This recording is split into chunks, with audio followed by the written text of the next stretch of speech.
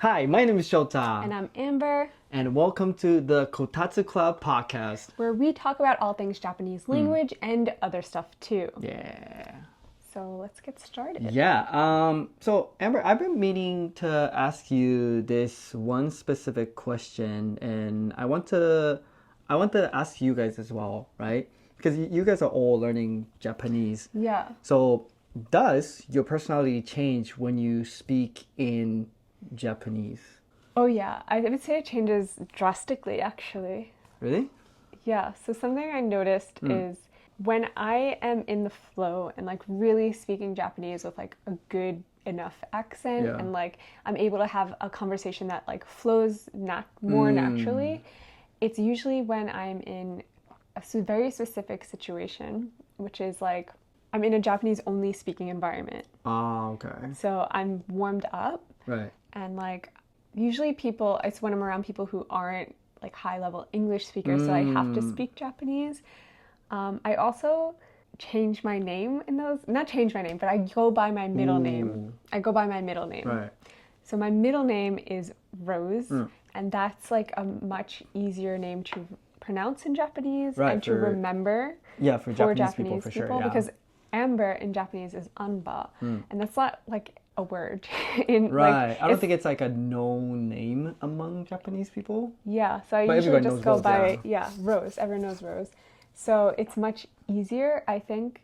So kind of Rose became like my alter ego, like my Japanese alter ego. When I am speaking Japanese, I tend to take on this like Rose persona. Okay. And this Rose person, she takes on more of a Japanese personality too. Okay. Because I do feel like when you're speaking the language and you want to do a really good job, you do kind of have to like embody someone who is from that country, like a native speaker of the country you're speaking. I don't know, do you feel like your personality changes when you're in English versus Japanese? Yeah, it definitely does change a lot. It's because, so I think English as a language has been developed in like a massively different environment than Japanese per se, right? So it's like, like mannerism is different, language is just not like verbal communication. So like it, like you said, it comes out as mannerism, the little stuff you do, how Italians do. It's like an Italian thing. Yeah, how like Japanese people do like, the sharp inhale, when they're like in trouble, stuff like that. So yeah, I guess in a way, as I learn English, I learn the mannerism and the little stuff that English speakers do as well. Yeah. But the little difference, something that's different for me is that it's not really like conscious transition for me. Okay. So like it just like naturally comes out for me when I speak English. It just comes out. I think it's like that for me too, though. It's not like a conscious thing. I'm not like, all right, time to like you turn into your Rose. Name, though?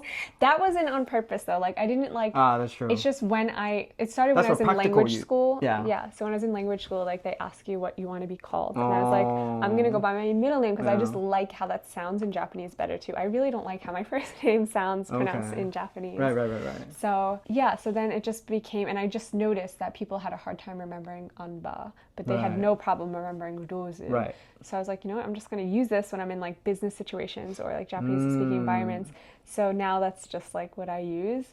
And it does just happen. Like I don't like consciously like, let's turn on Rose. It just literally naturally like flows that way. Yeah, honestly, it would have been kind of weird, Yeah. It's like, all right, I'm gonna put on Amber mask, I need to speak Japanese from here on, Yeah, I think we do have a little difference though, because your English level is much higher than my Japanese level. Maybe. So I think it's easier for you to like switch between the two. Like for me, it kind of has to be the perfect conditions. I have to be like around, like in a Japanese environment, warmed up with like native speakers who don't speak English, because it's definitely, I think language is a lot of like Sorry. You just kicked the camera. No, it's just I kicked the camera by accident. I think language is very much a confidence, like is a big part of it. Definitely, yeah. So I feel very insecure about my Japanese when I'm around like my friends who speak like high level English. So I have a hard time bringing out Rose like if I'm with like my friends who like speak English so well, because like you already know me as Amber and you know this personality. So I don't think I would ever call you Rose. No, it doesn't. It'll be kind of it's weird. Actually my mom's first name, so it's kind of weird to hear my name as Rose in English, but Rose. I feel like when people say Rose, like I turn. I'm like that makes so sense. Used to it from language school. Yeah, okay. So I don't know if that's a weird thing or not. No, I don't think it's a weird thing at all. You know, like I said, as long as like it happens naturally. Yeah. You know, as you like further learn the language, I think it's like I think you're supposed to do that too. Yeah, I think it is necessary to like get to like a higher level of the language. I agree, yeah. Is to just like really embody a person who's from the country of the target language that you're learning. So I would say my personality does change drastically. I think when I'm speaking Japanese, I definitely tone down my like pace. It gets a little slower. Okay. And I start speaking in a quieter voice. What about you? Is your English louder than your Japanese? Okay, so I know a lot of people have noticed this, but I think English is pitch-wise a lot lower than Japanese. Would you agree with that? Yeah, I think so. Because when I speak Japanese, my voice gets slightly higher. But not louder. Louder? You get louder in Japanese? I think, okay, so in terms of loudness, I think I stay about the same. Okay. Yeah, but the tone of my voice gets much lower, which is not much lower, right? Because my natural voice is not very low. So like it's still like pretty high, but like even higher in Japanese. We should hear an example. Like maybe we should say something in Japanese. Like should we give like a jiko shokai in Japanese or something? 自己紹介。こんにちは。私の名前は翔太です。YouTube と Instagram をやっておりまして、New Realm Japan というアカウントを運営してます。めっちゃアメリカ人っぽい。Really? Yeah. Even when I say New Realm Japan this. Well, no, because like I mean, it is in English, right? Yeah, it makes sense. But so it's only recognized in English. So, right. Yeah.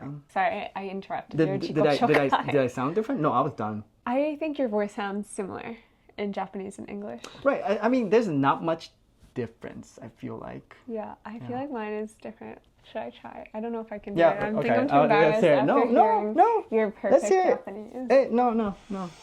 Okay, I'll introduce myself as Rose, my Japanese alter ego. This sounds really cringy that I like have a Japanese alter ego, but if you get it, you get it. It's not like I named myself like Suzuki-san or anything. Right. It's like it's for just my middle a practical name. reason. It's my real name, but it's just the middle one. Yeah. I know there's like I think it's a little more cringy when people that's like actually I'm saying change like their name to like a Japanese when I speak English, my name Kyle. You know. Oh my god, you do have Kyle vibes. Okay, so my first girlfriend in America. Yeah. She in Wyoming, we were or Michigan or in Michigan, right? Back in high school, we were having this exact conversation, and she was like, "Yo, like, why don't you get like a Western name?" I was like, "Why? I don't want to." But like, she's like, "Yeah, like, let me come up with one," and she's like, Kyle. "You're Kyle." I was like, "No, I'm not." You know? That would only happen in Middle America. Yeah, that's true. Yeah. Okay. So she was from Michigan, right? Okay. She grew up on a farm, so you know. I like the name Travis. Oh yeah. I like the name Travis. Yeah, it sounds I could very. see you being Travis actually. Really? Yeah, totally. Yeah. I think there's like there's someone from Blink 182. Yeah, Travis Barker. Yeah, Barker. Yeah, the drummer. Oh yeah, he doesn't look anything like you actually. Never mind. He's like a skinnier dude. Sorry, I don't know how to work your computer. That's very millennial of you to bring up Travis Barker, but anyways. I'm a millennial. So am I. Same age. Yeah, same age and everything. Okay, so I was going to do my Jiko Shokai. I was procrastinating. Oh, yeah. I was procrastinating. Go ahead. 皆さんこんにちは。こんにちは。ローズです。もともとニューヨーク出身ですけど、日本は4年間ここに住んでいます。知ってます。初めて日本に引っ越した時、高知県に住んで住んでいましたけど、今は東京です。よろしくお願いします。それはローズのなんか性格でした。Your voice got lower? Yeah, my voice changes, I think, when I'm speaking Japanese. Are you trying to speak quieter on purpose? I think that's like part of Rose's personality. Oh, I don't know. okay. I feel like that's like Yeah. So like what constitutes like I think Rose? my Japanese accent is better when I'm speaking in that lower voice. Oh, than if I try to speak Japanese when I'm in this voice. So if I try to speak Japanese in this voice, hajimemashite, it sounds more American. That's true. Yeah. Maybe it's different from like person to person, but I feel like my voice gets not a lot, but like a little bit lower. You're also a guy. Maybe there's a difference between like male and female. Maybe. Because I started speaking in English when I was 18. Yeah. So maybe it's like a bigger part of my personality or identity. Yeah, I think so. It's definitely more new for me. Right. Although I'm not a native speaker of English, I'm far from it, but then... I wouldn't say far from it. You're very close No, but to like it. I often, like, mostly I think in Japanese. And really? I think that's how you like define... Okay, that's interesting because when I am in this kind of rose persona, I do feel like I'm thinking in Japanese. Oh no! When I speak in English, I think in English. But then like when I just like go about my day in daily life, like I'm walking down the street, like I don't, like when I by myself, like of course I think in Japanese rather than sometimes I do think in English because some concepts are better explained in English than Japanese. Yeah, vice versa. So sometimes I go like back and forth, but most of the time, I would say like 80% of the time, like I think in Japanese. Okay. I mean, obviously, you know? I think it definitely varies person to person too. Like this is just our experiences. Yeah. Moving on. Yeah. To new segment, shiny new segment of the podcast. Let's do news of the day. Yeah, we're going to do news of the day in Japanese so you can hear more of Shota's beautiful Nihongo. My high-pitched Japanese voice. Yeah, almost like you're a native and not from Michigan. Not from Michigan. Okay, so here's what I'm going to do, right? So I read simplified version of, not too simplified, but like still sounding natural, but like a slightly simplified and shortened version of like actual Japanese article. Current news article, and then we're gonna try to see how much Amber and you can understand. Yes. All right. 頑張りましょう. Ready? Yeah. いきます。では、いきます。はい。推し活は好きな有名人やキャラクターを応援する趣味です。調査によると、母親の6割が推し活をしており、年間100万円以上使う人もいます。58.3% の母親が推し活をしており、対象は俳優、アーティスト、スポーツチーム、キャラクターなど様々です。応援方法は講演や試合の鑑賞、グッズの購入が主です。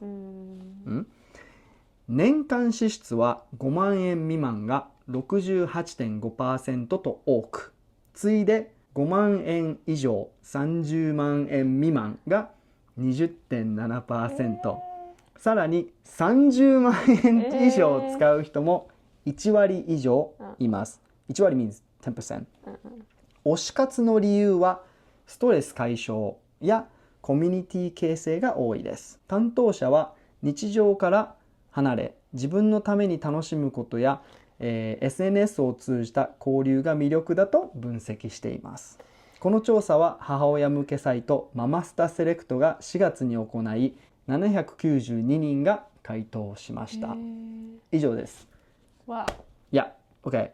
Based on how you were responding, I think you understood the gist of it. Yeah, I understood the gist of it. So there's definitely some details that I missed.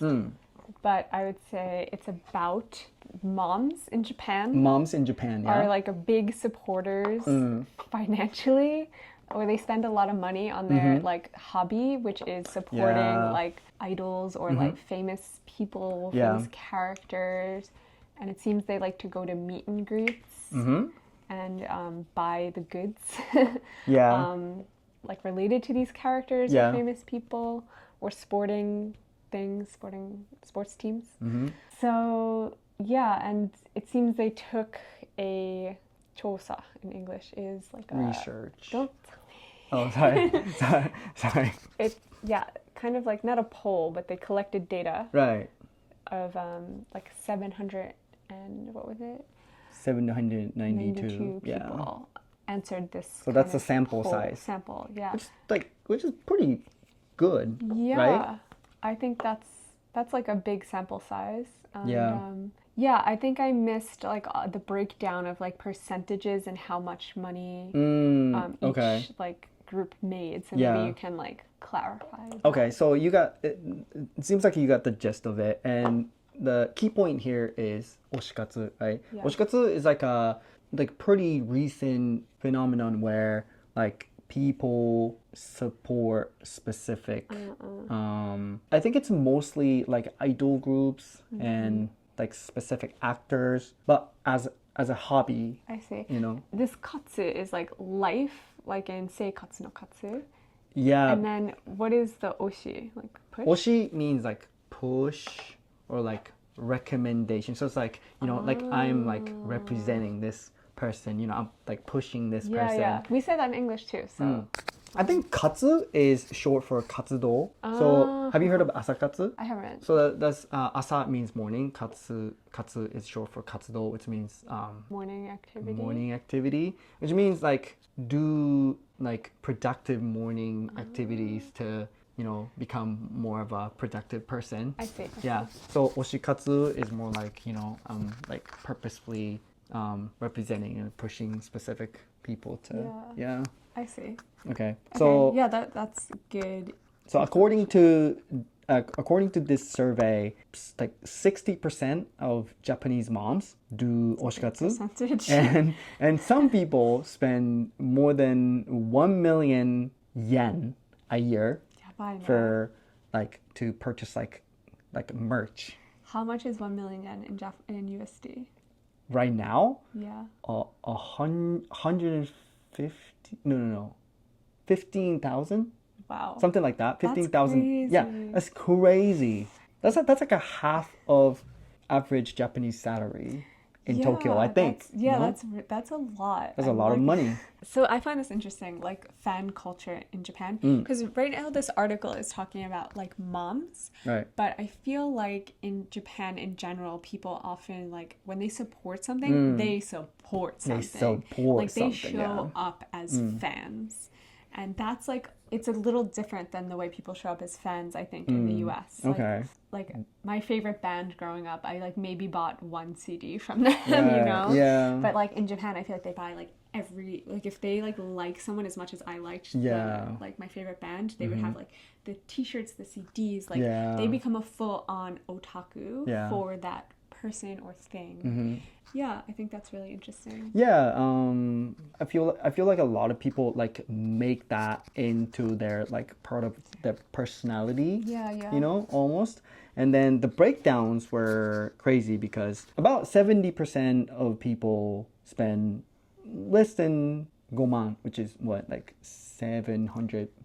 That's like $350, right? Yeah. And then the next biggest chunk is between goman, 50,000 yen, to 30만. That's what? Oh. Like 30만. So 300,000 yen. That's like a $2,500. Yeah. It's hard to do these conversions in our head. That's a lot of money though. So yeah. That's like a sizable chunk too. That's 20%. So about 10% of people spend more than 30만, 300,000 yen. That's crazy. That's like somebody's like a monthly salary here. Yeah. You know what I mean? Wow. Maybe we should like cultivate a Japanese fan base. Yeah. We're on the wrong side of the internet right now. No. I believe in y'all. Yeah, and then the reasons that they do that is to like deal with stress or like be part of community. So it's interesting because like it's not necessarily because they like the character or they like the singer or actor or whatever. It's more for like community aspect. So that's pretty interesting. Yeah, that is interesting. So I guess that's the news of the day. And you understood most of it, I think. Yeah, I did. I understood most of it. I just missed the part about the percentages. Like, if I read it, but like when you're saying numbers, like, and I'm just like listening to them quickly, it's not registering. It's just a lot of information, I think. So I think you understood most of it. Yeah. What about you guys? How'd it go? How'd it go? Let us know in the comments below if you're watching this. If you're not watching this, you can. You should. You should. Well, I feel like I listen to podcasts. I don't watch usually the YouTube podcasts. Personally, I like listening to it while I'm like doing dishes. Yeah. Or so I think there's a lot of different. You watch the YouTube podcasts? Depends. Yeah. Depends. Some podcasts I need to visually watch it. I do like seeing what the people look like, especially like when there's new guests. Yeah. It's like I want to match the voice to the person. I do that too. So if you are watching this, you might have noticed that my hair is red. This is not on purpose. Why? Are you trying to be a ginger? So I had blonde hair in December, and then I switched to, I wanted to go back to my natural color, which is light brown, but there is an issue at the hair salon, and my hair turned black, and I didn't want it to be black, so I tried to use this kind of like color rinser that is supposed to like lighten your hair by 3 tones, and I used it last night, and my hair is red now, so first time having red hair. Unintentional. It's not like a red though. It's no? like it's like a strawberry blonde, I would say. Strawberry blonde is like a blonde red. What's a panda called? The red panda. Yeah, red panda. It's like a red panda red, I think. Yeah. Because red panda, they're cute. They're not like completely red. You know what I mean? Yeah, they're a little. They're like brown. a ginger red. They're like a ginger panda bear. But anyway, next week hopefully my hair will be back to normal. So this is the last of the ginger. This is going to be a rare video, so we'll see about that. Question of the day. Oh yes. All right, what question did we get? So yeah, we still actually haven't released any episodes yet, so we don't have any questions. Right. So we're going to go into my DMs again. How are you? Is October a good month to visit Japan? And if not, what is the best month to visit? What do you think, Shota? I think October is one of the best. Yeah, I would say one of the best to visit Japan. The temperature is really good. The temperature is really good. It's like warm but not too hot. It's like finally cooling down from summer. Yeah, but if you prefer like a warmer months, October is still warm. Yeah. Right. It's not cold, but like it's more like chilly, I think. At night, maybe it gets a little cool, but I would say the day is pretty warm, like spring weather, fall weather. Yeah. It's definitely warmer in Japan than it is in New York in October. That's true. I like October because you still can't see the fall leaves though. Like, in October? No. You don't see fall leaves in Japan until November. So if you want to come see the fall leaves, definitely wait till November. And I don't know how interested you are in fall leaves. It depends where in the world you're from. That's like true. In New York, we have the same fall leaves. Yeah. But I think the way that they are presented in Japan and like kind of honored in Japan is different. Like we don't really pay that much attention to them in New York, but in Japan, like the temples will have like special light up night events where you can like go see the beautiful like momiji like leaves. I feel like it's like generally a bigger deal here in Japan. Yeah, I think like that's something I love about living here actually is all like the flowers, like how excited people get about flowers. Yeah. Like there's right now we're in almost Ajisai season, which is in English. Hydrangea. Which is very hard word for even me to say. Wait, hydrangea. Did you know the word? Yeah. Or were you forgot testing it though. No, I forgot it. Okay. Anyway, hydrangea. Hydrangea Is flower right now. Then of course there's the cherry blossom season, which is kind of world famous. Yeah. Personally, if I was coming to Japan, I would think I would want to come see the fall leaves. So I'd probably come in November because it's still not cold. You might need sweaters, but it's not cold. Like you can also, still enjoy it. It's not like the busiest season either. I think it is busy. If you go to Kyoto, it's November? busy. Yeah. Oh, because of the momiji. I think a lot of Japanese people locally travel to see momiji in Kyoto. Right. Specifically, so I think it's crowded in Kyoto. but maybe not as many foreigners come here in November. Yeah. I think, maybe. We're I don't literally think so. just speculating. We have no data on this. Should we look it up? Let's look it up. Okay, so what should I... When is like the most tourists from overseas coming to Japan? When is the most... I'm saying that wrong. That's not English. March 29th. There's a specific March day. 29th. Oh, because of the cherry blossom. Yeah. If you want to come during a less crowded time. If you want to see the cherry blossoms, it is a really awesome thing to come for, but it is the most crowded season for sure. I think what I would recommend is come for cherry blossom season. Note that it is still cold, by the way, in March. It is still cold. It is.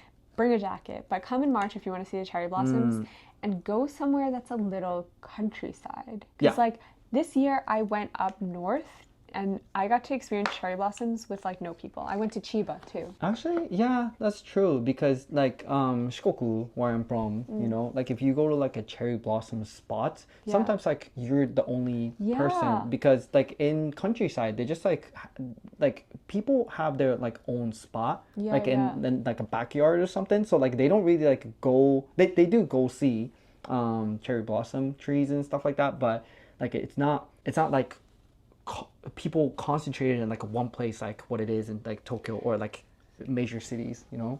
Yeah, I just made a YouTube video. Actually, if you are interested, you can check it out on my channel. And that is about it's not hidden in Japan, but I think for overseas people, they don't know about it. It's Tateyama-jo. So it's like a castle maybe it is hidden. Yeah. It's a castle in Chiba that has like beautiful cherry blossoms. Like it's surrounded by it. And it's like up high on a hill, so you get like a gorgeous view when you go to the castle, and you'll get awesome pictures, and you won't have to like wait in line because there's like not that many people there. And there's also dango yasan with like it has a dango sample platter. And so it has like all different types of dango, and you get hot tea, and it's just like a magical, beautiful day, and it's not crowded. That's good because like Chiba is like right next to Tokyo, literally. Yeah. So like if you maybe like hire a car or something, and like rent a car or something, and like go for a drive. Take the bus. Take a train, and then it gets like drastically less crowded. Less crowded. So I think knowing like spots like that is like crucial to like travel comfortably and like still get what you want out of the trip, you know? Yeah, I think so too. Yeah. Because there's very like concentrated spots of tourists. Yeah. In Japan. So there's like a few places they go. Like in Tokyo, it's Asakusa. In Kyoto, it's Kiyomizudera and Kinkakuji.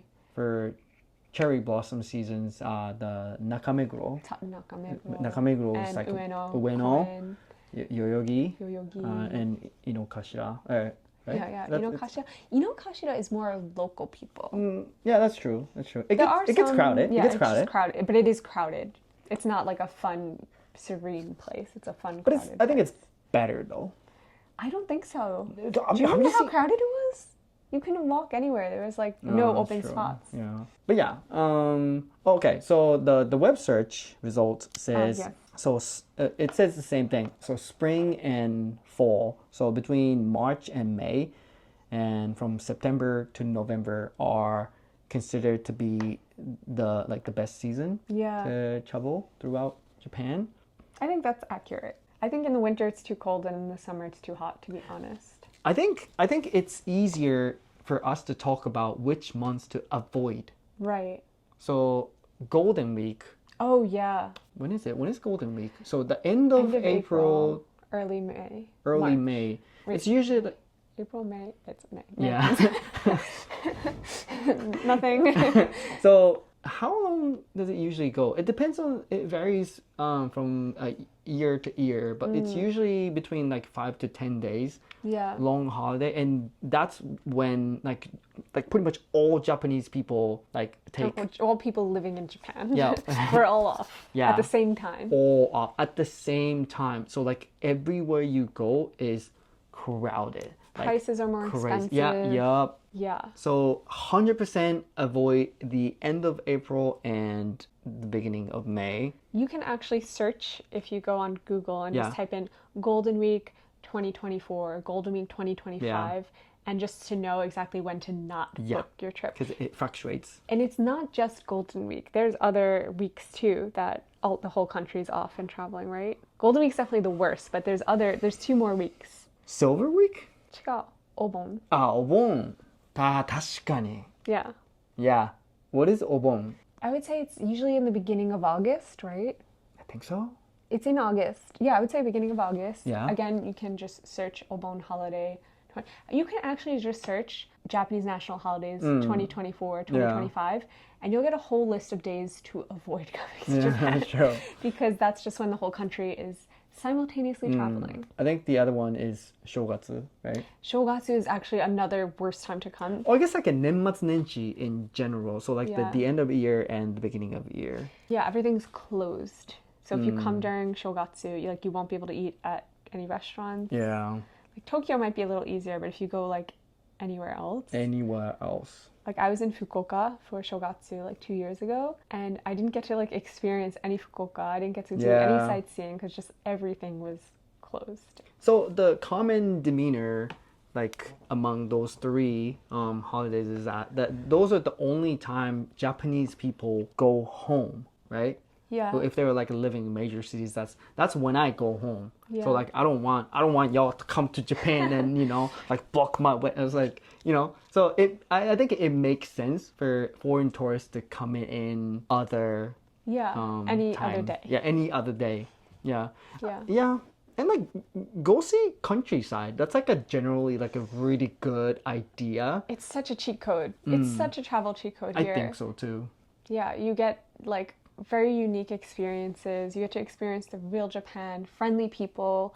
You're supporting like local economies that really need it and want it. Yeah, what else is a good like benefit to going to the countryside for travel instead of like the major places? Not crowded. Not crowded. That's one thing. And like how when you like go places in a city, sometimes it's like too crowded and they're not like taking any more like clients in. So like it like that kind of thing never happens like outside of like a major cities. And it's just my personal opinion, but like when I go to a foreign country, like I want to visit somewhere that like you can even like communicate with the locals, you know what I mean? Because like in Tokyo, like everything is like so convenient, everything is written in English, pretty much everything. Yeah. So like like a lot of people that are here for like decades, a few decades, like, and you see some people that don't even like understand or speak Japanese,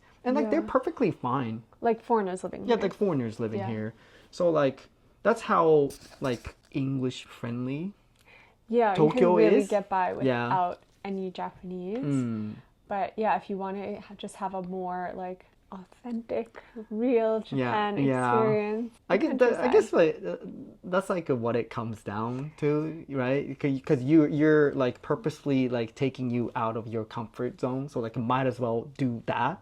You know what I mean? Yeah, and I also think like in the prefectures, they all have like meibutsu. It's something they're famous for. Right. And so there's something special in each prefecture. For example, if you were to go to Kochi, they're famous for knife making, paper making, and paper making. So you can do like a paper making taiken, like an experience, and you can like learn how to make paper and like do this whole workshop and learn from someone who's been doing it for like 100 years. Yeah. And then they also have meibutsu foods. Yeah. So it's like katsuo no tataki. So that's a seared bonito, which is a type of fish that's famous in the area. Yuzu. And yuzu. So you can do yuzu gari. You can like pick yuzu and you can drink like yuzu tea. And like just there's a lot of yuzu foods that you can find in Kochi that you can't find anywhere else. And yuzu omeyage, or like yuzu souvenirs, that you can find in Kochi that you might not necessarily find anywhere else. That was my foot that made that noise. That wasn't... Really? Yeah. It's my foot. Okay. Oh, no, it wasn't a fart, guys. It wasn't a fart, guys. So, yeah, I think it's really, really fun to travel throughout the Japanese prefectures to, like, see all the different meibutsu and, like, local cultures and customs and like learn. Yeah. I love, like, my like main hobby is kokunai ryoko. Yeah. Do you like traveling in Japan? I do like traveling within Japan, especially with a car. Yeah, Because that's the best way. yeah, like you get to see. I mean, it's my own country, but like like you. But I mean, I grew up in the southwest. So like I grew up in Shikoku, so it's in the west, and like. Even though it's like still within Japan, like in northern Japan, like they produce like way different crops and like they have like a special food or a culture or a festival. So like there are a lot of things that you can discover and enjoy in like pretty much like every single corners of Japan. You know how within the same prefecture, like some cities have something like massively different from like the city like next to it. So like surprisingly, I think Japan is pretty diverse in that regard. Yeah. Not people, but yeah, like food and cuisine and festivals. Local culture is pretty diversified. I think Japan is really good at tourism, kokunai tourism. So like they're good at like advertising, like keeping Japanese people traveling within Japan. And yeah, I think it's so fun. What is Ehime's meibutsu? So we produce a lot of citrus fruits. A lot of people think we produce a lot of mikan. Yeah. But that's not true. Oh, really? I mean, it is true. It is true. We Okay. produce a lot of mikan, but like actually we're known for producing citrusy fruits. Like pretty much all of it. All the citrus. All the citrusy fruits. And not a lot of people know about this, Yeah. but we are leading prefecture in producing kiwi fruit. Oh, Yeah. 知らなかった. Yeah, buying a lot of seeds from New Zealand and, planted it all over, prefecture of Ehime, very and cool. we're growing a lot of kiwi fruit. So we're like a warmer prefecture. So, A warmer prefecture? Warmer prefecture. Warmer. Warmer. Wait, what did I say? Walmart. No! No! It's like, what? There's none. 何の話? There's no Walmart in Ehime. Warmer. ごめん. Yeah. So warmer. Yeah. And also, we're known for seafood because, in my opinion, the inland sea, between the mainland and Shikoku, it's so peaceful. You get to see like all these like little islands and yeah, go to like an island hopping, and then it's like an inland sea, so it's basically like a big river. Yeah. So like it's very calm. It's generally sunny. The weather is good. Even like during winter, it's pretty like not warm, but like it's not like freezing cold, and the view is like still immaculate. You know what I mean? So yeah, seafood, fruits, and scenery. Yeah. And you forgot something. Onsen? Well, it does have Dogo Onsen. Yeah, Dogo Onsen. The oldest onsen in whole entire Japan is in Matsuyama, the capital city of Ehime. But what did I forget? Shota? Imabari no. Oh, towel? Yeah. Oh. Important. Yeah. If you go to Ehime, you'll want to bring home some of the like best. How do you know about that? I didn't even know about that. I know things. Okay, but apparently, I don't remember where. I need to fact check this, but so Imabari towel is used by Brad Pitt. Brad Pitt uses Imabari towel. Apparently. Yeah. Apparently. I could see that because I need to look it's so that up. luxurious and like special. Like if you're in like a fancy hotel, they might have a towel that says like Imabari towel. And like, wait, is it Brat or Brad? Brad. So nothing comes up. So I don't know where or why I heard Brad Pitt uses the Imabari towel. But maybe not. I don't know. Yeah. I'm probably gonna like cut this whole part off, but no, we should keep it. Yeah, we'll keep it. So but, yeah. But that seems like one of those things like. When I went to, what's it called? I went to Kamakura recently. Yeah. And there was like an ice cream. Oh, wait, you were with me. I went with you. There was an ice cream stand that like said Obama ate the ice cream there. And there was like pictures of Obama. But it wasn't like pictures of him eating the ice cream. It was literally just random pictures of Obama. Oh, Obama, like walking down the neighborhood. And there was also like when I went to, I think Nagano, I went to one of the post towns. I know what you're talking about. The John Lennon ice cream, yeah. Yeah, there was a sign that said like John Lennon went to that specific ice cream store and said it was the best vanilla ice cream he's ever had in his entire life. So, I mean, it's good advertising. I wanted to try the John Lennon ice cream. It's actually a very, very common marketing scheme It's not even like a marketing scheme. Because like how could you prove it, right? How could you prove it? It's so subjective. Also, it's not gonna lie, it's intriguing, right? Yeah. Obama Obama had this ice cream and he liked it. Like I gotta try it, right? Yeah. So yeah, that's a very funny characteristic of Japanese marketing when they do that. Yeah. Like it's always a foreign celebrity too. John Lennon, Obama. Yeah, because it's like harder to prove. Right. Yeah. Right. No, but like I guess like along the line of that, you know, when you go to like restaurants or like it's always like an older restaurant or like older bars, like you have like a bunch of like signatures like on the wall, and like you know the owner like you know like taking pictures with like famous people, and it's a good marketing. I think it's really good, especially like based on what we talked about before in the news article, like how there's like people are like fans of things, like they really want to like experience what they're like the person they're supporting, the idol, the Have you heard of Seiichi Junrei? Oh no, what Seiichi is it? Junrei. Person? No.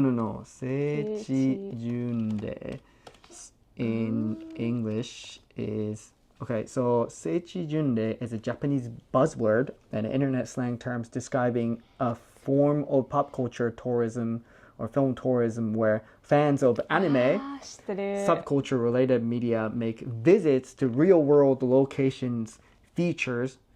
So like what's like the prominent example? Your Name, yeah. So the stairs. That scene with the stairs, there's like an actual place in real life that anime is based off of, and so people will like do anime tourism and they'll go to the stairs and like take a picture like mimicking the anime. Yeah, I think that's so cool. It is pretty cool, but sometimes like they go like too far. Like so like there's like a shrine in Fukuoka. Yeah. And no. Not kind of too far. Not kind of too far, but like apparently author of Demon Slayer got inspired the main character's name off of the shrine. So like that's like the holy spot amongst fans. I think that's like a bit of a stretch. But it's kind of cool that like people can kind of like come together and like having like a holy spot. I'm all for it. I'm all for it too. I think it's pretty cool, and it's good for like nobody loses, right? Yeah. Nobody loses. As long as they're not like doing disrespectful things.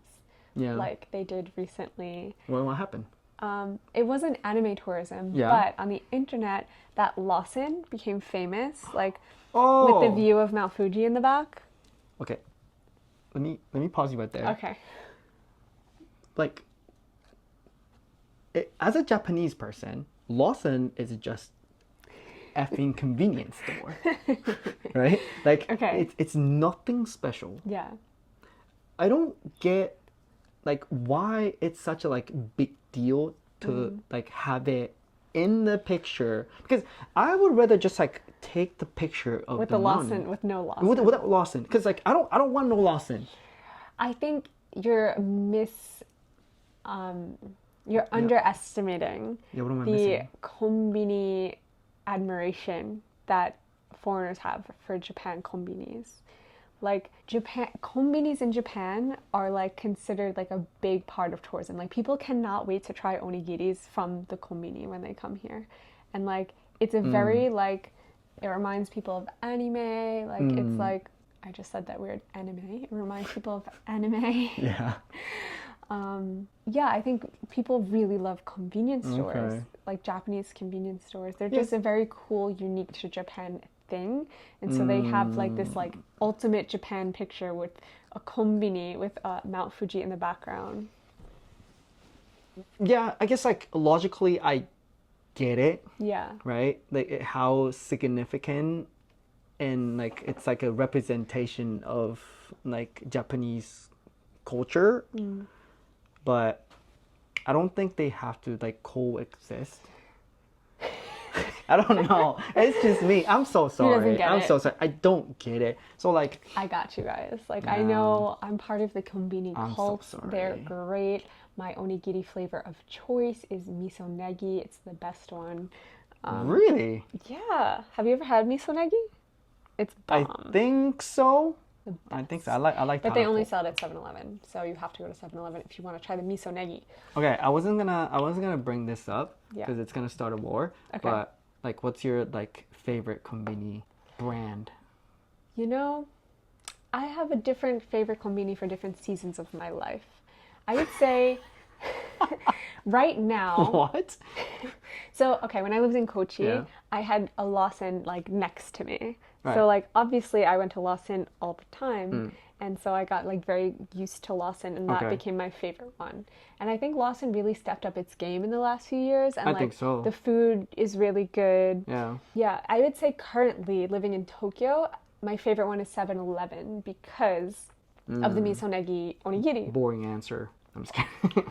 Rude. Well, what's your favorite konbini? Family Mart all the way. Why? The family chicken? No, not really. It's got a good vibe, you know. It's got good color. That's true. It does have. You know, it's got the best lighting. Vibe. You know, you're not wrong. Because okay, like you said, like you said, you know, konbini, going to konbini is like a big part of our daily life. Yeah. So like those like a little things, you know, and the little jingle, you know, it's got the,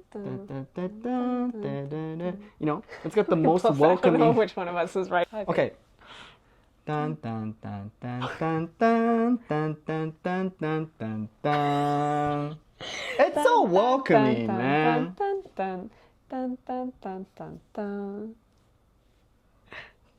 What? What? Wait, let's listen to it. Dun, dun, dun. Family Mart jingle. Yeah. I'm sure it's like somewhere on Instagram, right? No, because the doorbell jingle for my parents' house was that. What? Yeah, no, it's not. And you're saying you don't understand the Lawson Mount Fuji picture, and literally your family's doorbell was the Family Mart jingle. It's so welcoming, you know. Also, I worked at. See. Wait, I feel like mine was right. It's a jam. It's a good jam. It's a jam. Yeah. Like you're having a bad day. You know, you step in Family Mart, and then, you know, the you know, staff, you know, greet you. Or not. Sometimes they don't, you know. Yeah, we're in Tokyo, you know, they don't do it. You know, minimum pay job. But it's like, it's so bright in there. It's cool. Family Mart is edgy. But you know why I like Lawson also? Why? They have the smoothies. Family Mart has 0 smoothies. So? So? Why do you need smoothie?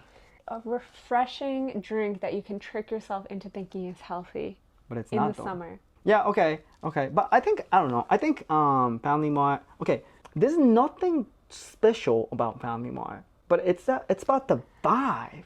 It is a vibe. I will give you that. Oh, actually, I take it back. They have good clothing line. You have the socks? I do have the socks. No, but it's not just that though. But like the socks is it's good. We love the socks. Yeah, we love the socks. But they're like t-shirt or like t-shirt. Yeah, they have like a, you know, like a plain t-shirt. It says like Family Mart on it? No, it's like They would make bank. This could be our business idea. Let's propose this to Family Mart. We have a great business idea for you. Yeah, maybe. T-shirts. Yeah, t-shirts. With the logo. But sorry, I interrupted you. What were you saying? But like they have good clothing line. So like it's the best konbini. You know when you like miss the last train and you have to like stay at your your boys' apartment or something, and you need or you know your friends, you know, apartments or something, and you know how Japanese apartments are. It's like small, cold, you know. And you're having to like sleep on the floor, but then like you go to Family Mart and get yourself like fresh t-shirt PJs, and you know your underwear, mouthwash, and you know, so the Family Mart is best for that. You know, nobody else does it better than Family Mart. Also, I worked at a Family Mart, so I'm biased. I'm biased. Detta. Okay. Yeah. Well, which one has the Muji stuff? Is that Family Mart or is that Lawson? That's Lawson. Okay. No, but not all of them do. But some of them do. A lot of them do, actually. Okay. Yeah. Yeah, also, okay. You should know this. Okay. Well, but it was before your time, so I don't. here. Yeah, I don't blame you for Okay. not knowing about this. But 7-Eleven. Yeah. So Thank you for not demonetizing us. People in Shikoku have beef with 7-Eleven because of their marketing scheme.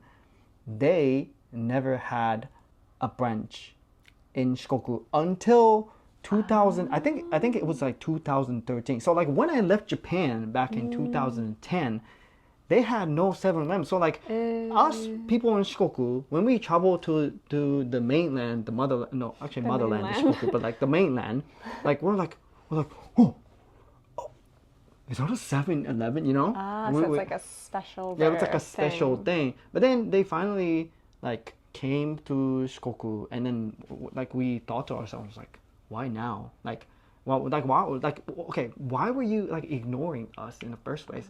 Okay. Yeah. Was it like a interesting experience for you to go to a 7-Eleven the first time in the U.S.? Yeah. Like, what was your impression? Okay. I like it. Okay. Why? Slurpees? No, not even that. I don't know. As a young person, high schooler, college student, young adult, like, you like stuff that are not very nice, like candy bars, like. But like, did you feel like when you entered a like American 7-Eleven, were you like, wow, zenzen. Yeah, it was pretty shocking to find that out that like most of Family Mart comes with it's like within a gas station. Yeah, that's true. You can't get gas at convenience stores here. Or yeah, that's true. Yeah, like there's no 7-Eleven gas station. Right. In the city, they're like independent stores, but like in like outside the city and the suburbs, like it's usually within a gas station, right? So nice. Yeah. So I thought it was pretty cool. Like I used to take like pictures and stuff. The gas part. Yeah. But what did you think like of like food? The store, just like in general, like it's not as neat as Japanese stores, right? Yeah, no, okay, so I know the general consent is that like Japanese convenience store better and everything. Yeah, sure. I get it. But I like it. Like okay. I do too, actually. Because what's the point in comparing Japanese convenience store to an American convenience store? Because they're like completely different things. But 7-Eleven is like literally an American brand that like became part of like that opened up in Japan, which a lot of people don't know. They think like unless you're American, a lot of foreigners think that 7-Eleven is a Japanese brand. It's actually American originally. Yeah. Wait, I thought everybody knew that. No, I think only Americans know that. Really? I think most people from overseas think it's like a Japanese. And then I think a Japanese company bought it in the 80s or something. Yeah, something like that. I don't know the details, but it's just the same store in two different countries. So I think it is interesting to compare it and see like the cultural differences that lead to the stores being like zenzen shigai. Okay. I got you, American 7-Eleven. How about this though? Okay. Do you drive? I drive, yeah. I love driving. But I don't have my license in Japan. But have you driven in Japan with your like No. temper? Okay. But have you been to I've been a Japanese passenger. Right. But have you been to Japanese gas stations? Yeah. That they come from the ceiling, it's crazy. What do you see there? Like, no gas station, no 7-Eleven. Exactly. No convenience store. So I think it's fair to compare American 7-Eleven with gas station to Japanese gas station. Then Americans win. And then Americans win because you have like a whole, which is pretty cool, because in America, I used to drive, little, 99 Ford Ranger, like almost about to break down, right? So, it was very important for me to have like a good gas stations, once in a while, right? So you hit up gas station, you park your, old Ford Ranger, pump it up, and then, go to a store and get grossly colored Gatorade and, candy bars and, It looks radioactive. After living in Japan, when I look at those drinks, it looks like... I wouldn't drink that now. No. I wouldn't drink that now. But I loved it. I did too. I loved it too when I was a child. Yeah. So with that experience, I don't appreciate Japanese gas stations. So you have to I think inside of my head, I split these matter into two different categories. Okay. So that's why I like American 7-Elevens as it is, but at the same time, I like Japanese 7-Elevens as they are. I would say, coming from New York, there's a lot of 7-Elevens that are not gas stations, that are just normal... Right, like independent stores. Yeah. And the difference, something that I like about the American one, that I will give points to for the American one, is they have a lot more healthy options. So I am a health otaku. For those who don't know, I'm one of those people who gets excited over the word organic. Right.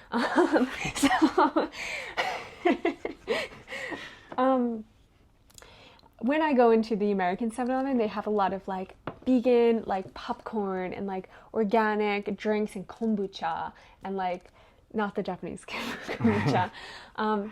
You know what American kombucha is, right? Yeah, it's carbonated, somewhat sweet, but a little bit sour. I don't know. It's a exactly. whole experience. It's the whole experience, and it's healthy, basically a healthy version of soda. Sure.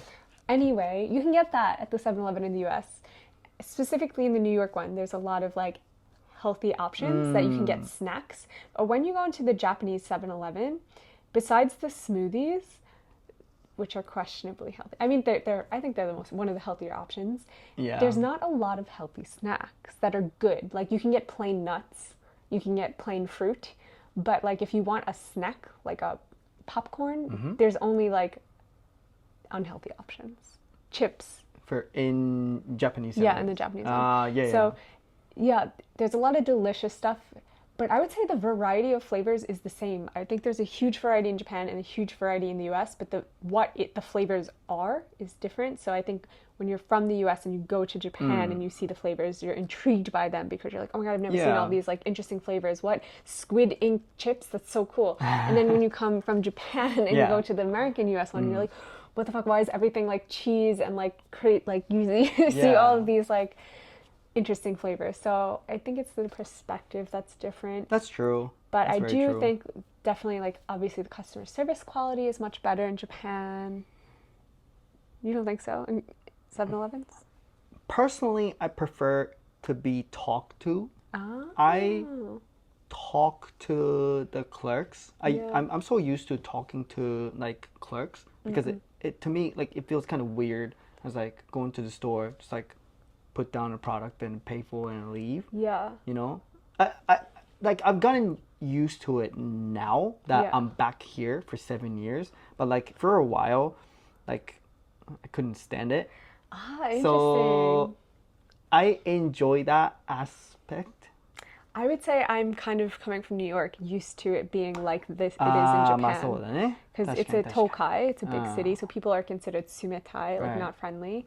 And I don't think it's in a bad way, but I think it's just in Japan where you kind of respect people's personal space in a way that is different in maybe other states in the US. I definitely had to get used to it. It was culture shock for me when I go into the middle of the US and it's oh my God, people are so nice here. Yeah. Not nice. I would say New Yorkers are nice, but they're not friendly. They're not going to open up to strangers right away. Yeah. Just because it's a survival mechanism when you live in a big city. I think, big city people get a bad rep. It's the same thing, right? We're nice. We're nice. Sorry. You? No. Okay, so we live in Tokyo, right? Especially I live in the center of Tokyo, and honestly, I'm not seeking out for human interaction in Tokyo because you get full of that. You know what I mean? Yeah. Whereas when I lived in a place like Wyoming. Yeah. Oh, that's true. Yeah. Yeah, you cause you are hungry for human interaction, and you go to gas station and clock's hey, please what's up? To me. Yeah, how are you? I was I'm good, How are you? Yeah.